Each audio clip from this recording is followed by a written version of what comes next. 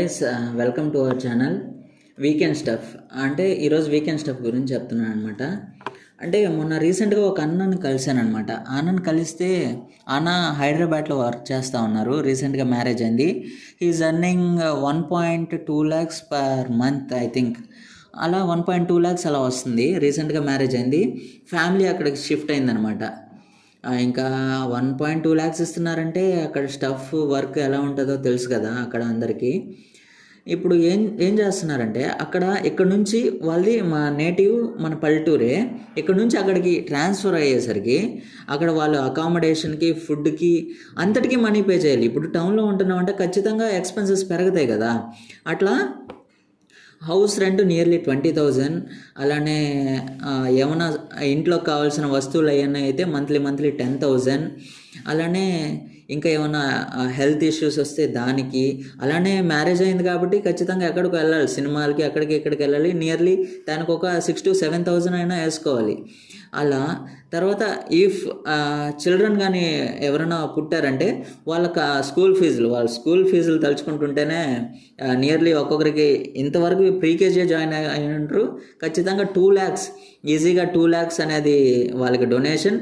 మళ్ళీ yearly 50,000 to 60,000. అలానే higher ఎడ్యుకేషన్కి పోతే నియర్లీ 1 lakh, 2 lakh.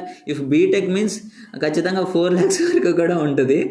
కాబట్టి ఇలా అంటే ఇప్పుడు అన్న కూడా ఇదే చెప్పాడు అనమాట.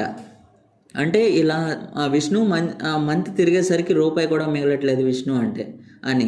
ఇలా 1.2 lakhs వచ్చినా సరే ఇలా హౌస్ రెంటు, లేదంటే gas bill, water bill, milk bill, అలానే ఇంకా ఎన్నో రకరకాల ఈఎంఐస్, ఏమైనా కొన్నప్పుడు ఈఎంఐస్, అలానే ఆఖరికి ఇంటికి వచ్చి ఫ్యామిలీని చూసేదానికి కూడా ఇది లేదనమాట. కాబట్టి ఎంత దారుణమైన సిచ్యువేషన్ చూసారా.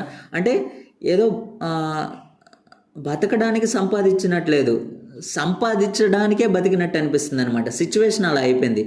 కాబట్టి ఇంతేనా లైఫ్ అనేది, ఇంతేనా ఏమైనా అచీవ్ చేయడం కానీ ఏదైనా అంటే మనకే అనిపిస్తుంది కదా. ఇలా అంటే ఇదొక రొటేషన్ లాగా జరుగుతూ ఉంది. ఇలా సంపాదించడం, ఆ డబ్బుల్ని ఇలా పంపించడం, సంపాదించడం ఇలా పంపించడం.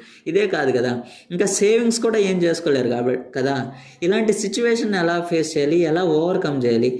నాకు వచ్చిన ఐడియా ఏంటంటే ఖచ్చితంగా సెకండరీ సోర్స్ ఆఫ్ ఇన్కమ్ అనేది ఉండాలి. అది ఏ విధంగా అయినా కావచ్చు. ఇఫ్ లైక్ అగ్రికల్చర్ అయినా కావచ్చు, ఏదైనా బిజినెస్ అయినా కావచ్చు, ఏదైనా స్మాల్ స్కేల్ ఇదైనా కావచ్చు, ఏదైనా కావచ్చు అనమాట. కాబట్టి ఇలా ప్రతి ఒక్కరూ సెకండరీ సోర్స్ ఆఫ్ ఇన్కమ్ అనేది చేయాలి. ఎందుకంటే ఇది ఒక కాంపిటేటివ్ వరల్డ్. ఖచ్చితంగా ఏదైనా జాబ్ తెచ్చుకోవడమే చాలా కష్టంగా ఉంది ఈ రోజుల్లో. కాబట్టి మళ్ళీ దీనికి తోడు ఇంకా ఫ్యామిలీ అంటే దానికి ఖచ్చితంగా ఆలోచించాల్సిన విషయమే. అది కాక చాలామంది ఈవెన్ ఫారిన్ కూడా వెళ్తున్నారు. ఫారిన్ కూడా వెళ్ళి అక్కడ కూడా అంతే సేమ్ పరిస్థితి. అక్కడ ఎంత సంపాదిస్తున్నా సరే దానికి తగినట్టుగా ఎక్స్పెండిచర్ ఉంటుంది. కాబట్టి నాకు తెలిసిన ఒక గొప్ప ఆయన చెప్పిన మాట ఏంటో తెలుసా, ఎంత సంపాదించాం అన్నది కాదు, ఎంత తక్కువలో నీ జీవితం కొనసాగుతుంది అనేదే ఇంపార్టెంట్. కాబట్టి ప్రతి ఒక్కరు ఆలోచించాల్సిన విషయం ఇదే. అంటే మీ డైలీ ఎక్స్పెండిచర్ అనేది మంత్లీ ఎక్స్పెండిచర్ అనేది తగ్గించుకోవడానికే ప్రయత్నించండి. And in case secondary source of income కూడా రప్పించుకోవడానికి ప్రయత్నించండి. ఎందుకంటే వచ్చిన ఇన్కమ్ అంతా ఇలానే వీటికే సరిపోతుంది. ఇంకా ఫీల్ అనేది రావాలి కదా, ఫీల్ అనేది రాకపోతే ఎలా. కాబట్టి ఇదే చెప్పదలుచుకున్నా, సెకండరీ సోర్స్ ఆఫ్ ఇన్కమ్ మీద ప్రత్యేకంగా దృష్టి పెట్టండి, అంతే. కాబట్టి దీని గురించి మీరు కూడా ఒకసారి థింక్ చేయండి. ఎలా అంటే అంతే, ఇది కరెక్టా కాదా ఒకసారి నా మీద ఇది చేయండి అనమాట. అంటే నేను చెప్పేది కరెక్టా కాదా, ఆలోచించవచ్చా, ఈ విషయం గురించి ఆలోచించవచ్చు అనే దాని గురించి ఒకసారి ఆలోచించండి. ఇలాంటి సెకండరీ సోర్స్ ఆఫ్ ఇన్కమ్ కాకుండా ఇంకా ఎలాంటి పాసిబిలిటీస్ ఉన్నాయి, ఇలా ఈ సర్కిల్, ఈ లూప్లో నుంచి తప్పించుకోవడానికి ఎలాంటి పాసిబిలిటీస్ ఉన్నాయి అనేది చెప్తే నాకు కొంచెం హెల్ప్ అవుతుంది, నేను తెలుసుకుంటా, అలానే మన వ్యూవర్స్ కూడా తెలుసుకుంటారు. చాలా థ్యాంక్స్ అలాట్.